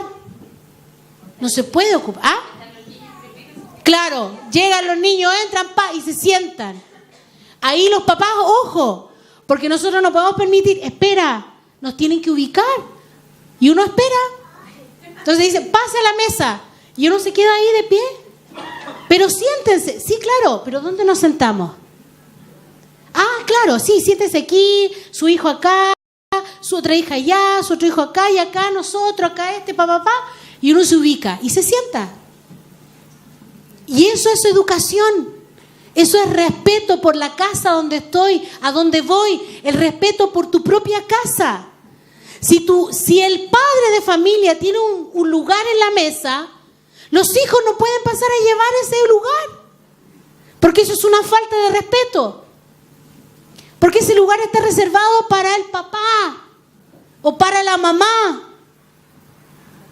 Y con eso, ¿qué estamos haciendo? Pareciera retrógrado, porque el sistema de este mundo nos dice que tenemos que ser como animalitos. Dani, ¿qué están enseñando en el jardín? Fue el ministerio, ¿verdad? ¿Qué es lo que era? ¿De la Junji? De educación. Ministerio de Educación. Y obligó a las tías del jardín, fíjense lo que viene para las próximas generaciones. Educación e independencia. ¿Cuál es la instrucción para las tías? Desde ahora en adelante, ustedes no pueden obligar a los niños, cuando den una clase, a que todos tienen que estar acá. ¿Cómo se hacía antes? Niños, vamos a hablar de, no sé, la manzana. Todos los niños acá, entonces todos los niños dejaban de hacer lo que estaban haciendo, se sentaban, nos faltaba el desordenado, siéntate, shh, todo el silencio, shh, vamos a escuchar. Y todos los niños sentados se venían a escuchar. ¿Cuál es ahora la instrucción? A los niños no hay que obligarlos. Entonces, cuando hagas tu clase, si algún niño, el que quiere, viene, tú dices, vas a hacer la clase, vienen 3 y los otros pueden hacer lo que quieran. ¿Sí o no? Ahora a los niños se les pregunta, ¿qué quieren aprender esta semana? Si los niños dicen, queremos aprender qué comen los perros, eso hay que enseñarles. Supuestamente eso empieza el próximo año por la superintendencia. Entonces, ahora los niños, ellos ven lo que quieren aprender. Fíjense cómo seguimos sacando a los papás del escenario formativo. Entonces, si Dios los dejó en un lugar tan importante, amados, si Dios dejó a los padres en un lugar tan importante, el sistema nos ha hecho pensar que nosotros no somos trascendentes en la vida de nuestros hijos, que tú y yo no importamos en la vida de nuestros hijos. Pero Dios te dice que tú estás puesto en el reglón de la autoridad, de importancia, donde Él es Dios y tú como padre estás en representación de su reino, de su gloria, de su casa, estás en representación de todo lo que Él significa. Entonces, saca a los papás y vas a tener un caos.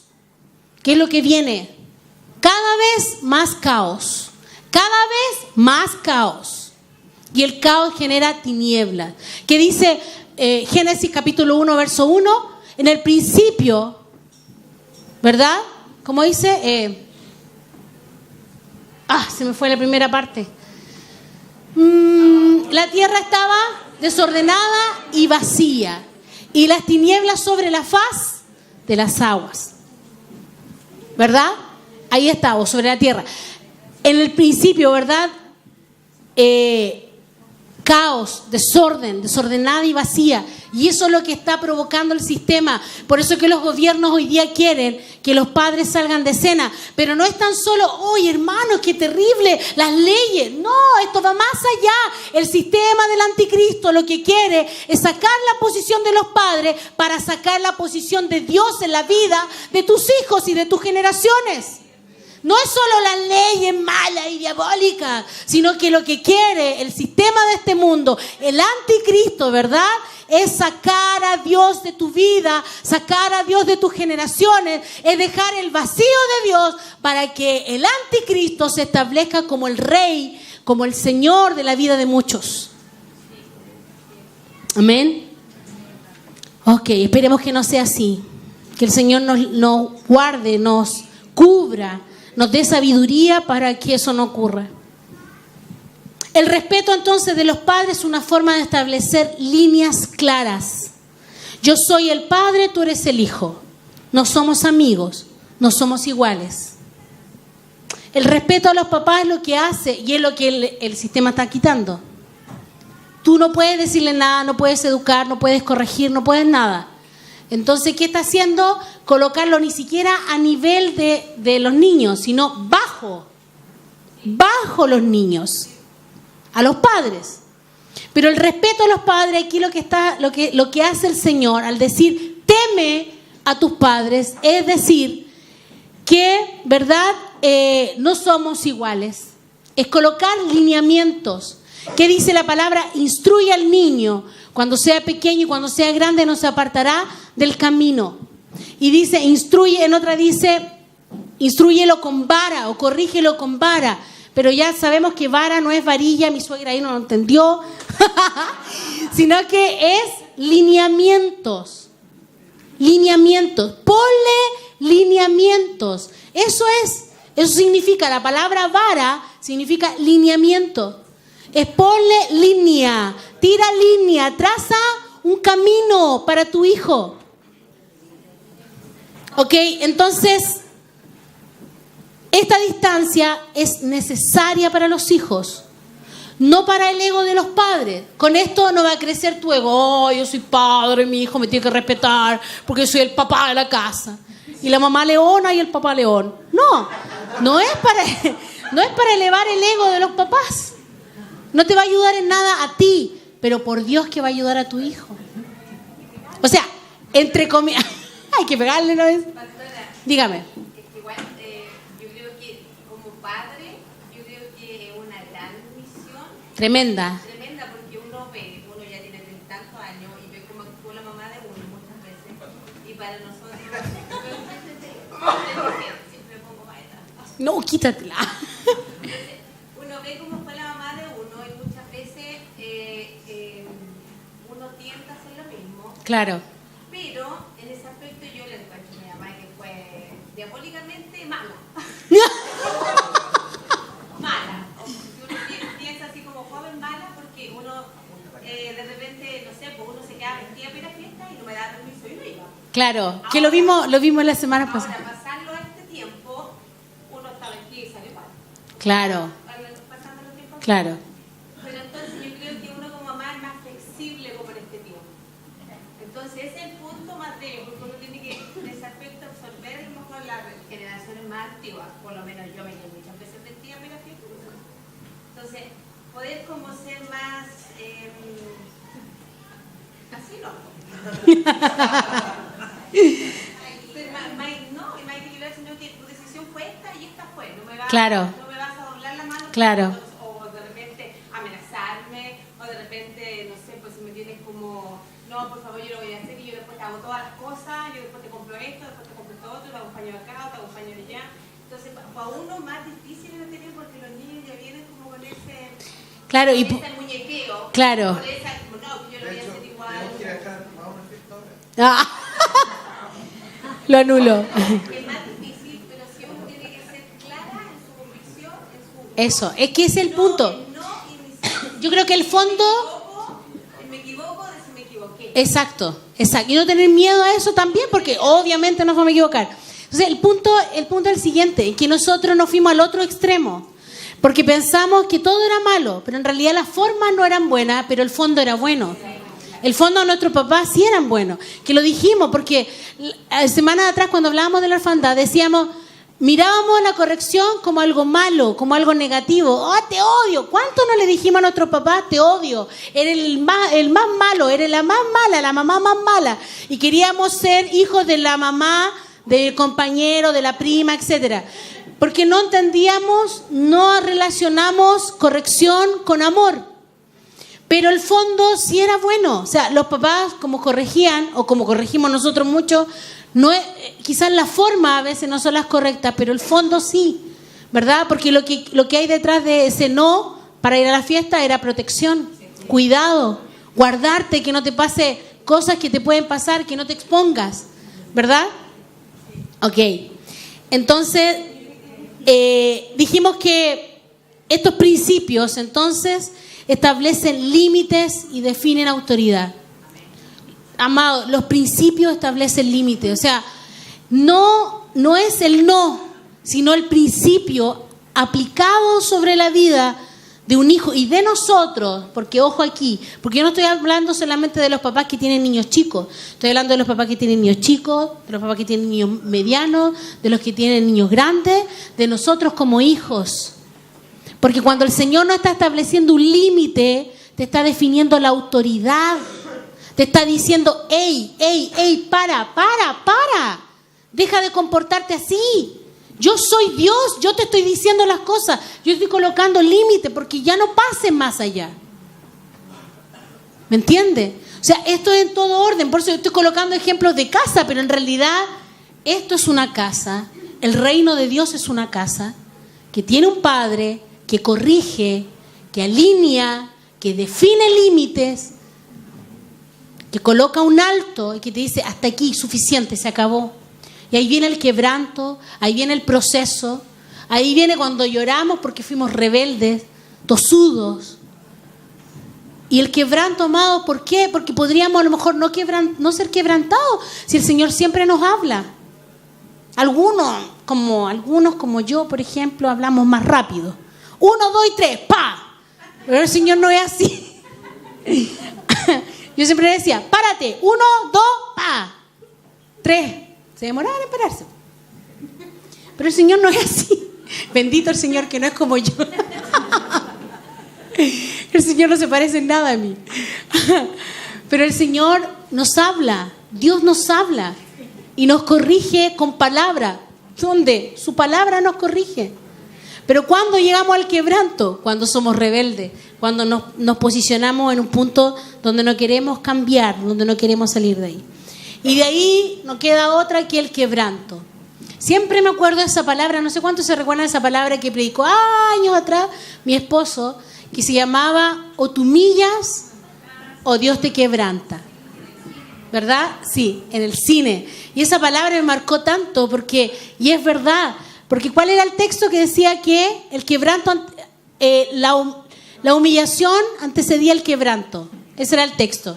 La humillación antecedía el quebranto. O sea, el que se humilla no va a ser quebrantado, pero el tosudo rebelde sí va a ser quebrantado. Entonces hay algunos que pasan de quebranto en quebranto, no de gloria en gloria. ¿Pero por qué? Porque no se humillan, porque no son humildes, porque no escuchan. Ok, entonces dijimos, Levíticos habla de teme a tus padres.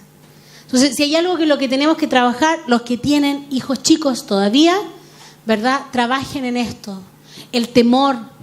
Aprendan, enséñenle respeto en la mesa.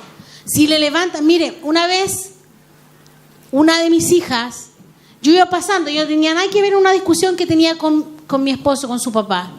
Yo voy pasando y de repente escucho un grito de mi hija a su padre.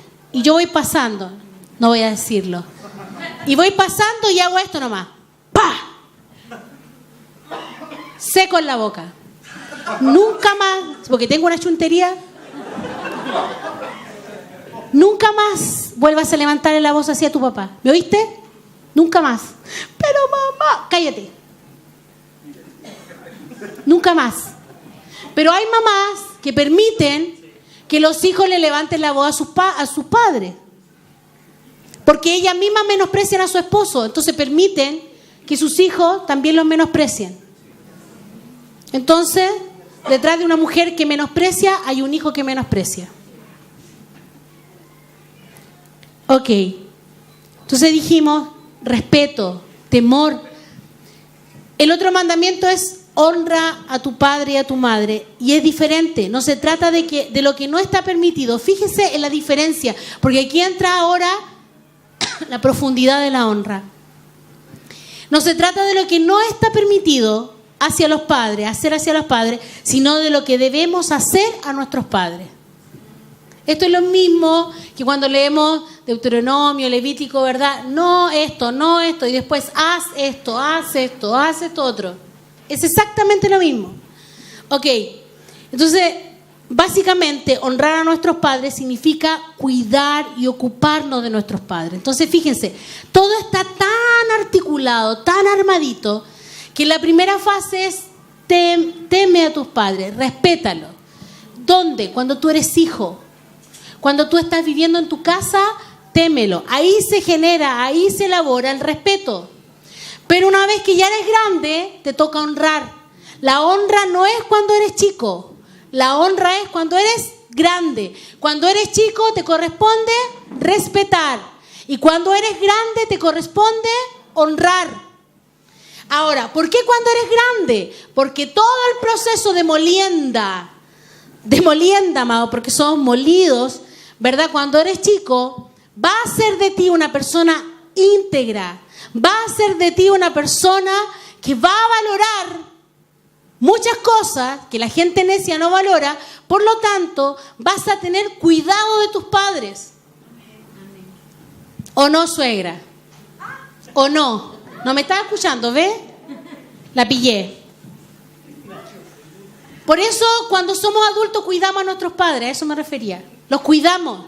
Tenemos un trato especial para ellos.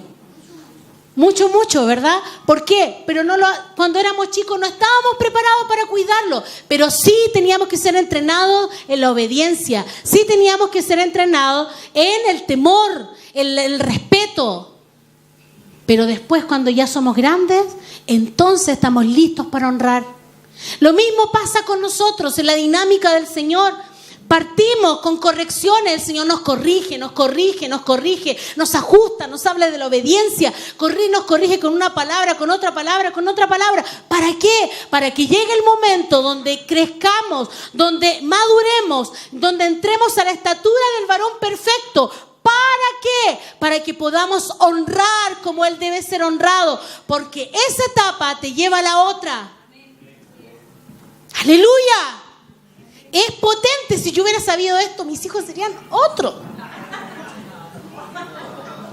mejores que lo que son, más mejores. Pero es que es verdad.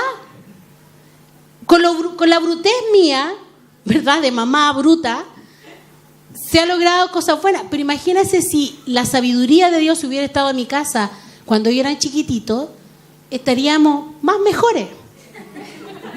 ¿Sí o no? Claro que sí, porque yo les digo a ellos, de verdad, el Señor en su misericordia nos iluminaba y nos alumbraba, porque no había nada de esto. Todo lo que ustedes tienen hoy día es caleta, mucho, cualquier cantidad. O sea, tienen mucha herramienta que nosotros no teníamos, no la teníamos. Entonces, nosotros así, buscando al Señor, recibíamos cositas por allí y las aplicábamos con otros hijos y dieron buenos resultados, pero mejores resultados hubieran dado si hubiéramos tenido todo esto que hoy día ustedes tienen y lo hubiéramos podido aplicar desde chicos. Mucho mejor. Muchas vueltas por ahí no nos hubiéramos dado. Ok, entonces honrar es diferente, es cuidar. honrar a los padres incluye, por ejemplo, nuestra obligación de atender a nuestros padres, de atenderlos, de acompañarlos, de llevarlos y traerlos. ¡Uy! Eso es honra. Eso es honra. Es atenderlo, cuidarlo, llevarlos, traerlos. Por eso yo le decía a mi hermana Fabiola el otro día, ¿verdad? Y se me olvidó decir, capaz que mi hermano Carlos Rojas se había sentido mal. Después cuando lo vi que se paró, me acordé que él también dedicó su vida a cuidar a su mamá, dejó de trabajar para cuidar a su mamá porque ningún otro hijo se dio el tiempo de hacerlo. Pero él la honró hasta el final. La cuidó, amado, esa mujer limpiecita en su cama, bien cuidada. Y ese es el punto. Entonces, la honra consiste en que en esta etapa de la vida, cuando ya estamos adultos, ahora nos toca a nosotros, ¿verdad? Tenemos que honrar a nuestros padres y vamos a necesitar acompañarlos al médico y verlos, darles cuidado a lo mejor especiales. Y aquí es donde viene el gran desafío, porque el sistema de este mundo, ¿qué dice? Que a los viejitos hay que desecharlos. Pero la palabra del Señor nos dice que tenemos que honrarlos. Entonces son dos cosas distintas, ¿verdad? Si fuera necesario darles de comer y vestirlos, ¿cuántos hijos llenan sus roperos de ropa y sus padres?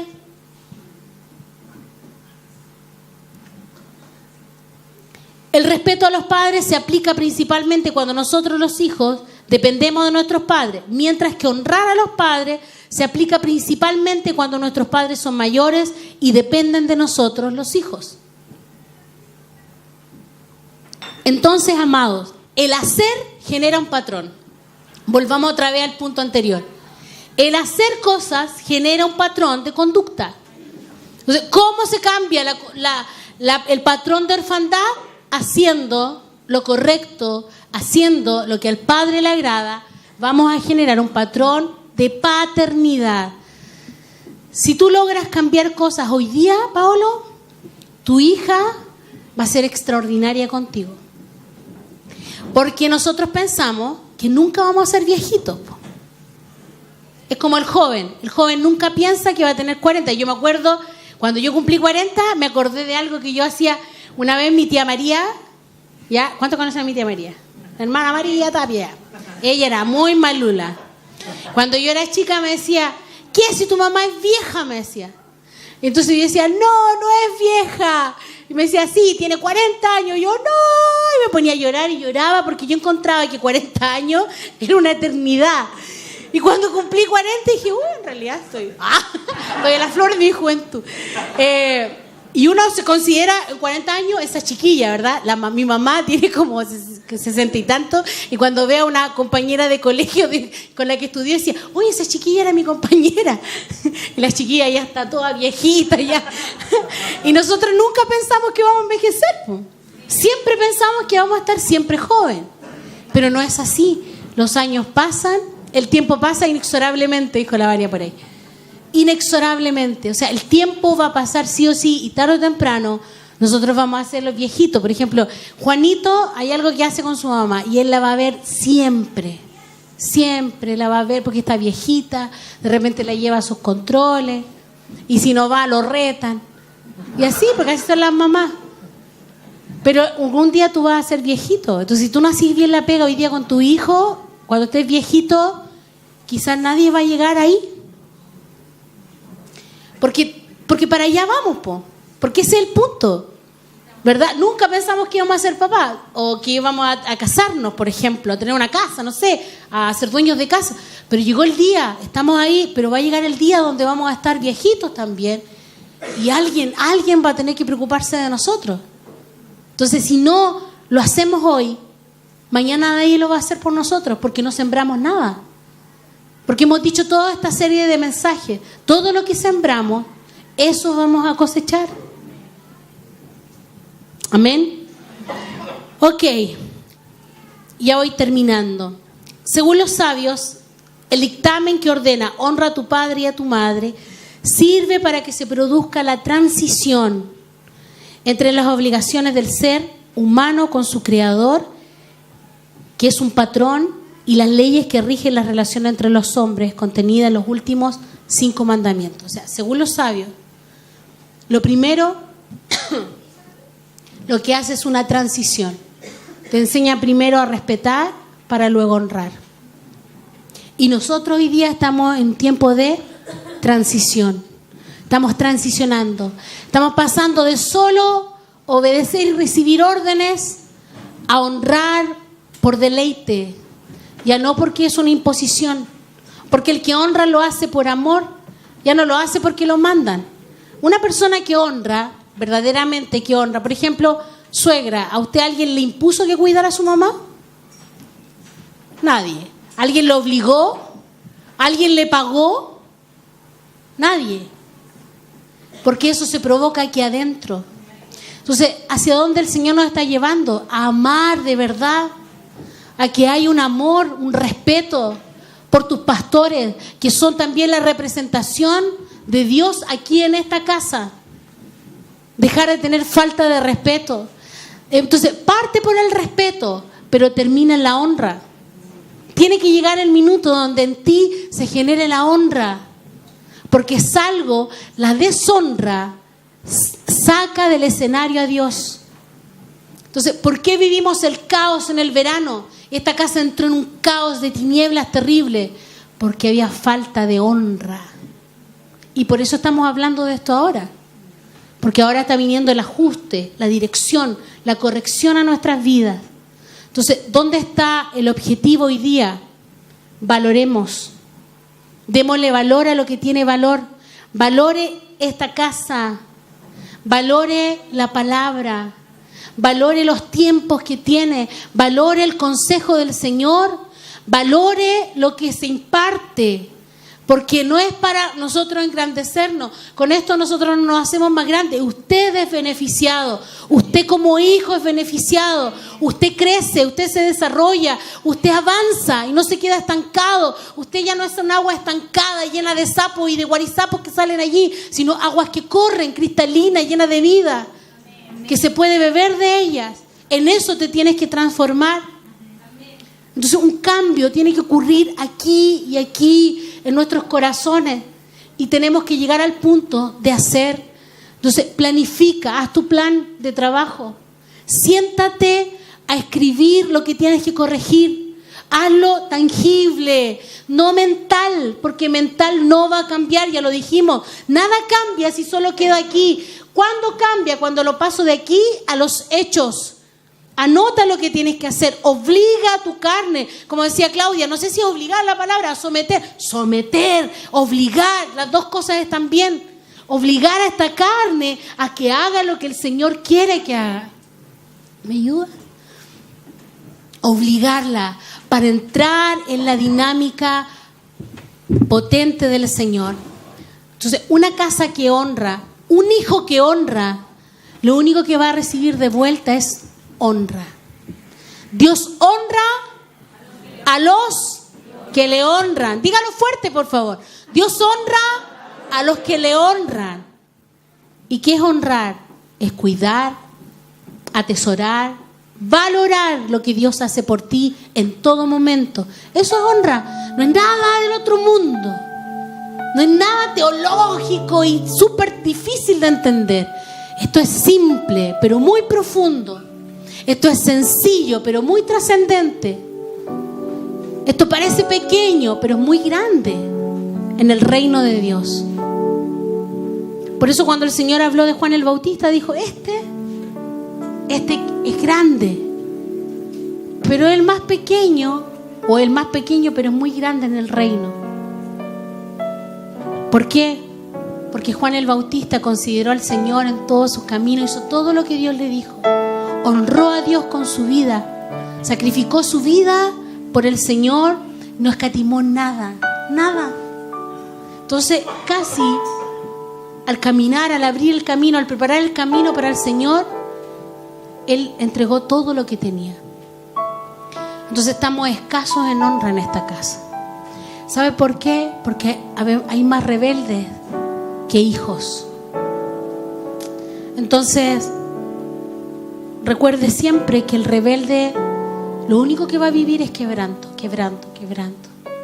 Pero el humilde El Señor lo levanta, lo cobija, lo saca, le da la victoria. Y siempre, siempre su oración va a encontrar lugar en el Señor. Va a encontrar respuesta en Dios.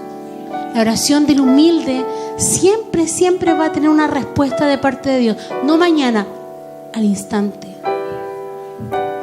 Pero el rebelde no.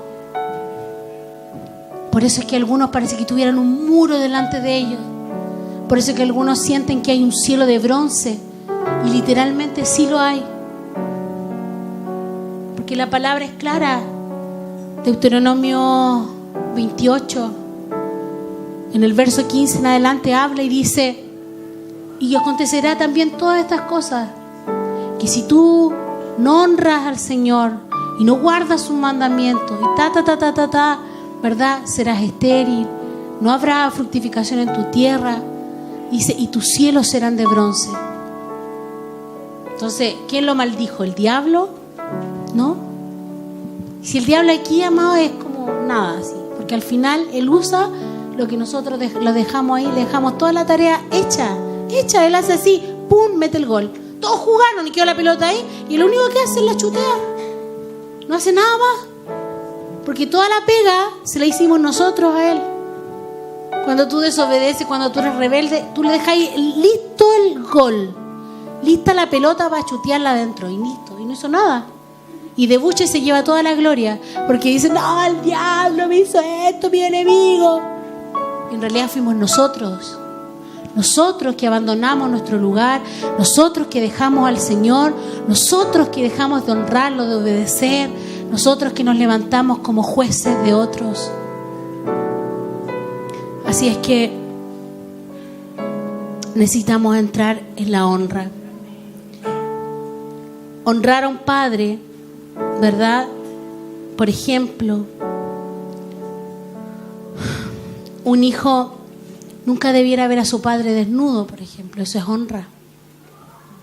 Me acordaba mucho de la abuelita humilde, porque ella nunca quería que le vieran nada. Cuando estaba en un proceso donde había que atenderla, ella no quería que le vieran nada. Y para un hijo también es complicado eso. Es complejo, porque es difícil. No levantar la voz y ni hablarles sin respeto. No rebajar a tus padres, no corregirlos en público. ¿Cuánto de repente interrumpen? ¡Ay, mamá, si así no es! Está hablando esta cuestión. No, si es otra cosa, y las callan en público. Eso es deshonra. ¿Qué le parece si nos ponemos de pie?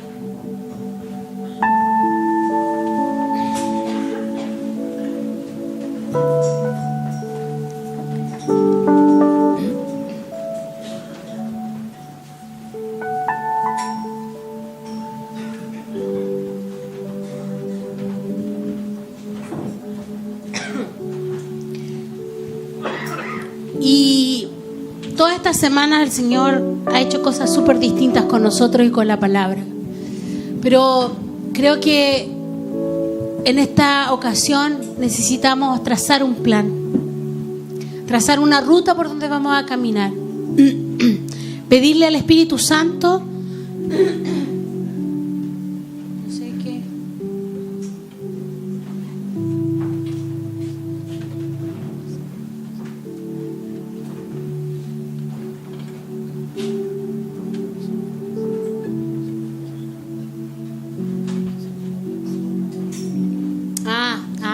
Sí, me acuerdo de este. Ok, Juanjo me está compartiendo algo que un día compartió en medio del grupo.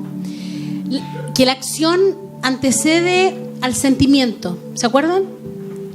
¿Aló? ¿Están quedando dormidos? ¿Están aquí?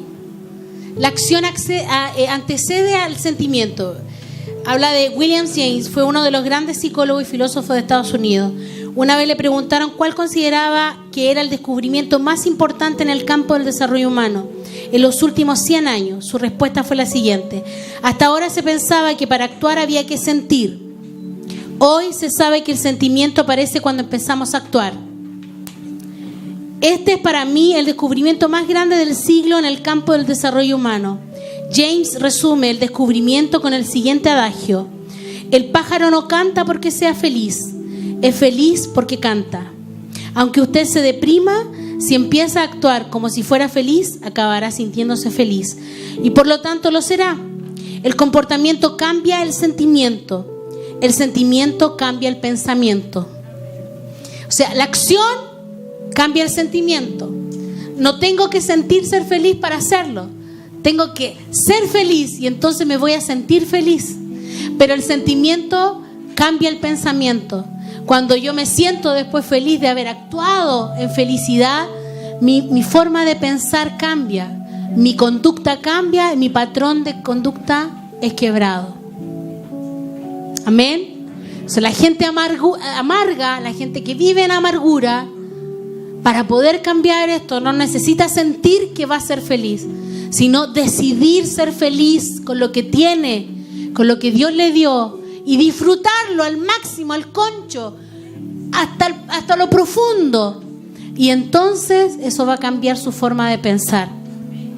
Amén. Entonces, tarea número 1, porque esto es con tarea. ¿Sí o no? ¿Sí o no? Hacer un plan, trazar un plan. La palabra dice, el patrón correcto de pensamiento es paternidad. El reino de los cielos es, ¿qué es lo que es?